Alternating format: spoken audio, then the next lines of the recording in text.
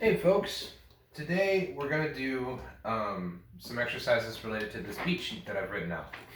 So take a look at that. It's the one that looks like this, and when we look at it, we see at the top line we have stems up. That's for notes that are played in our hands, and the next four lines are stems down, which means that it's a note that's played in our feet. In this case, it's just the kick drum.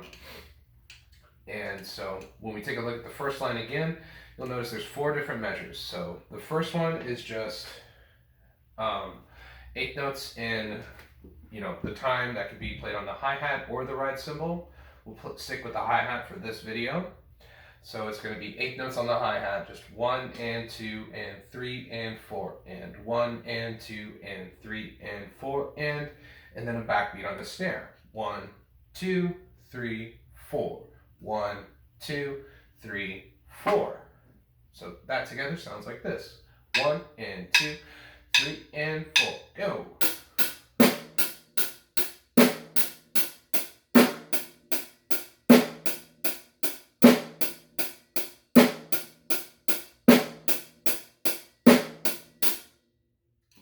All right. Now the other three measures, they're kind of like more advanced or more difficult as you go. The next one adds in some ghost notes.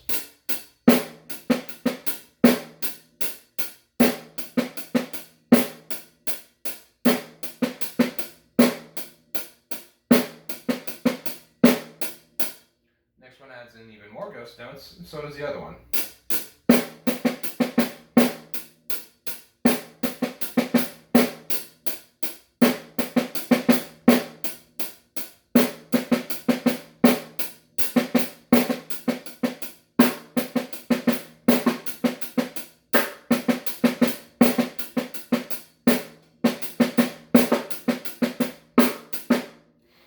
So it's just more difficult as you go along. So just for now, since we're beginning with our drum technique, just stick with the first measure on the top line, and we're going to take that measure and just loop it over and over and over. Now just focus on playing that while we kind of substitute different measures from the other four lines. So this is all about different patterns you can play with the kick to change the characteristic of the beat. So we can play something that's real straight, just 1 and 3. We can play something that's got like a push to it. It's called a push beat, where the second kick drum note is on one of the ands, the and of 2 or the and of 3. 1, 2, and 3, 4. 1, 2, and 3, 4. It's the most common push beat. The other one, it's not necessarily called a push beat. It's also just like, it's more related to like drum and bass music. 1, 2, 3, and 4. 1, 2, 3, and 4. And then all different combinations. We have, double pushes. 1, 2, and 3, and 4. 1, 2, and 3, and 4. Or D beat, as it's called sometimes. Another standard rock variation of 1, 2, 3, and 4. 1, 2, 3, and 4. Or just all doubles. 1, 2, 3, and 4. 1, 2, 3, and 4. Or all filled in. 1 and 2 and 3 and 4 and 1 and 2 and 3 and 4 and 1 and 2 and 3 and 4 and 1 and 2 and 3 and 4. I'm taking a little bit too fast right there, so we'll slow it back down, and I'll show you just how to work with this exercise. So we're just going to take that first measure of the top line. It's the only thing we're going to play with our hands, and we're going to take just different ones of those other measures on the other four lines for the kick drum patterns, and practice these one at a time. That's why there's double bar lines in between these measures. It's not meant to be played straight through like a normal piece of music. You focus on just one measure at a time, play it over and over, make sure it starts to feel good, make sure it starts to feel comfortable and groovy, and then just start going on with another one. Once you feel comfortable with a multiple set of them, add them together, make a 4-bar phrase, 2-bar phrase, 8-bar phrase, however you want to do it. Now, when we practice this, and you're worried about how long should I practice, kind of think about, even starting now, stick within a 4-bar phrase, or 2 sets of 4-bar phrases, or 4 sets of 4-bar phrases. Do something in multiples of 4, because so much of music is written and constructed that way. So we're already going to start building in that kind of idea of how long a phrase is going to be. And what happens at the end of the phrase, do we kind of put a little tag at the end or do a whole measure fill? And we'll work on those in other videos. But start to get ingrained and really comfortable understanding when 4 bars are up or when 8 bars are done. So let's just stick with the first one. First measure of the hands, as for always in this video, and then the first measure, second line for the kick drum. So 1 in the kick, 2 in the snare, 3 in the kick, 4 in the snare, all while holding 8th notes on the hi-hat. Here we go. 1, 2, and 3, and 4, and.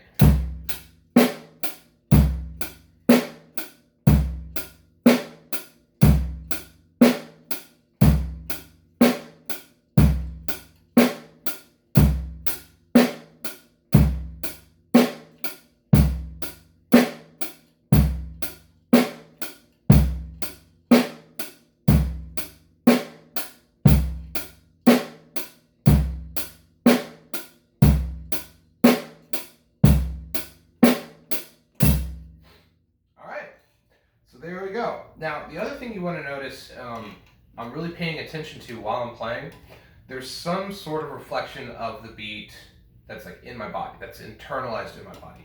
Yes, I'm counting along.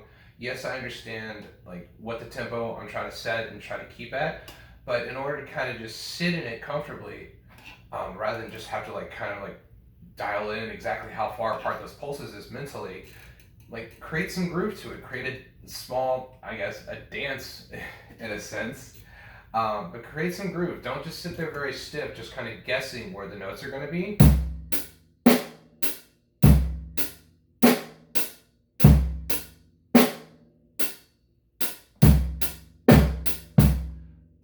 Try to get your whole body involved in it.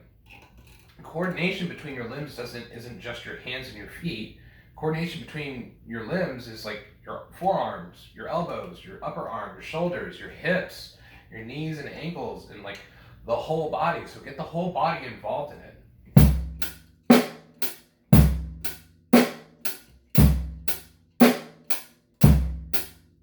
Feels so much better if you really groove with it.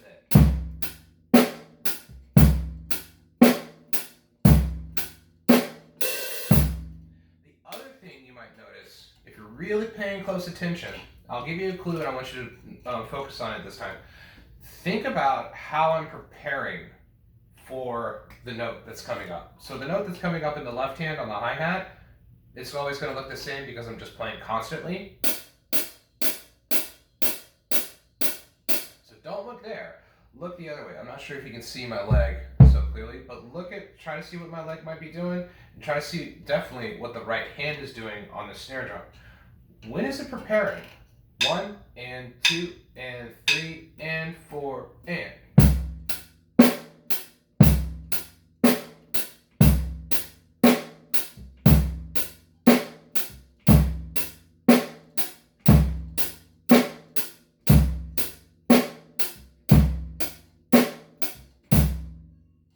Catch it? So if you noticed, I'm preparing the 8th note before I have to play it. So if I'm playing on 2 and 4, 1 and 2 and 3 and 4 and 1 and 2 and 3 and 4. Now that's just a good prep in general, even if we're playing something that's hand to hand or just the hands, or they're alternating, we're playing 8 on a hand, whatever. But here's why it's really important within the context of a beat. Because my right hand, or my timekeeping hand, in this case the left hand, is playing 8th notes, I want to make sure that right hand and left hand are going to hit in unison on beat 2 and 4. And to do that, I need to start making sure that that motion is created in unison as well. So since my left hand's already lifting up on the and of 2, or the and of 1 to play beat 2, match that with the other hand. 1 and 3 and 4.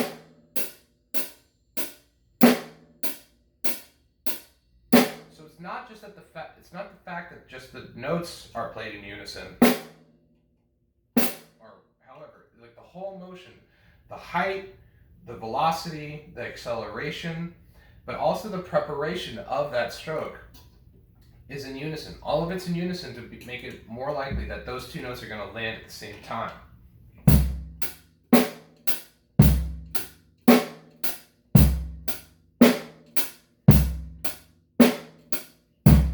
Okay, so this beat right here is kind of just like your basic two-step. 1, 2, 1, 2. 1 step, 2 step, 1 step, 2 step. It's a very versatile beat. It's a very basic common beat that you do need to learn just to make sure that you can kind of live with those spaces in between the snare drum and kick drum. Now, the next measure, measure 2 on the second line, it's a much more standard kind of rock beat. You'll hear this all the time in kind of classic rock.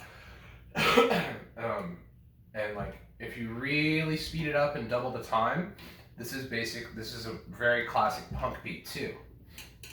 So we're dealing with 1 kick on beat 1, and then 2 kicks on 3 and. 1, 2, 3 and 4. 1, 2, 3 and 4. 1.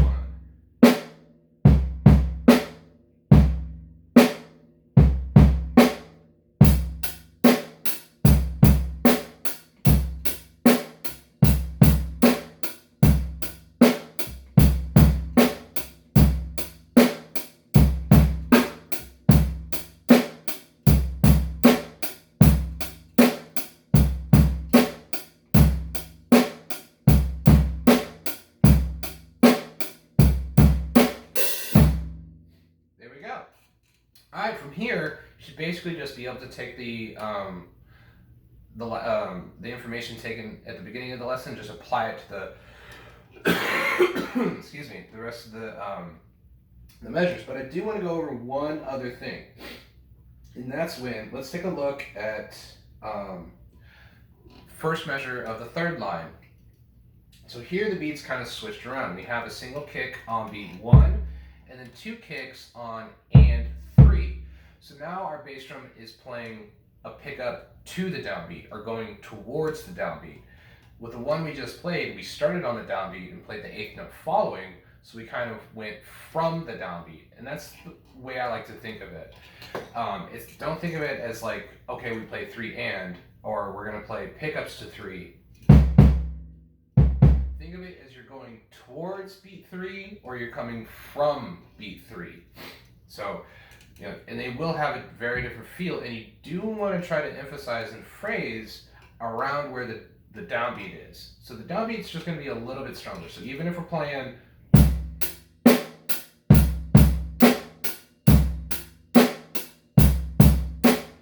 both notes sound basically the same volume, but I am kind of thinking more strongly about beat 3, especially if I'm playing pickups to beat 3, or I'm playing toward beat 3.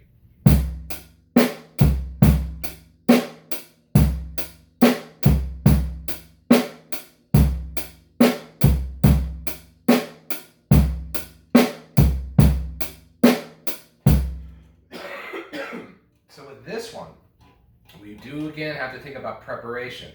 So the preparation in our hands is still staying the same. I'm lifting the 8th note before 2 and the 8th note before 4. 1 and 2 and 3 and 4. But here in the kick drum, I'm now going to be lifting, you know, on the end of 1 to play downbeat 1, but now I have to lift on 2 to lift the 8th note before the end of 2 and beat 3. 1 and 2 and 3 and 4 and 1 and 2 and 3. 1 and 2 and 3 and 4 and 1 and 2 and 3 and 4 and 1 and 2 and 3 and 4. It's kind of exaggerated when it's this slow, and it might feel a little bit uncomfortable to do that, but it does really kind of help coordinate all the other stuff in a sense of time, because we do want to line everything up with whatever hand is holding it on the time. We don't want to just make sure that we have this 4-way coordination in mind. We want to think about some kind of anchor point that all the other instruments line up to. In this case, it's always going to be a timekeeper, since we're playing a very straight beat. In this case, the left hand on the hi-hat.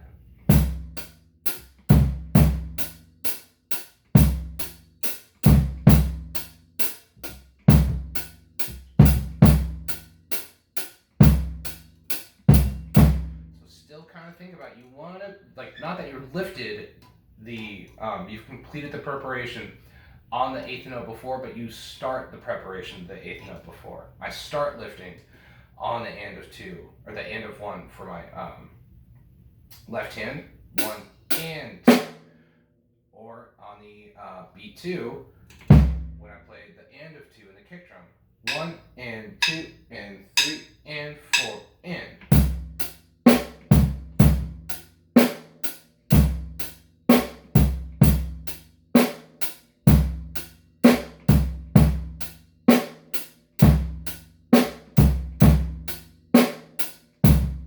That's a big hurdle I see a lot of beginning students trying to get over, is that they're waiting for one limb to finish their job playing something and then lifting after that. A lot of times, especially in these faster tempos that we need to play, if we're playing something that's as quick as like Rock and Roll by Led Zeppelin or Honky Tonk Woman,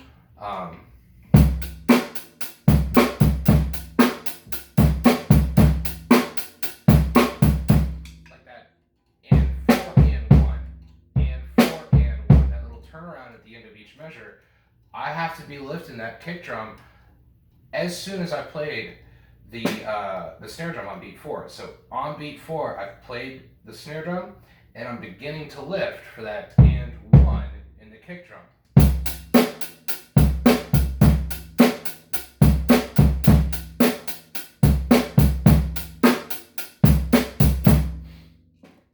So make sure you're always thinking about not just playing the notes in unison, but preparing the notes when they need to be prepared as well. And that's typically going to be the eighth note before. All right, so this was a real short lesson. There's a ton of other measures that we didn't go through, but we'll keep going back to this one. I'll make some more videos related to this beat sheet, as I'm calling it. All right, I'll see you next video.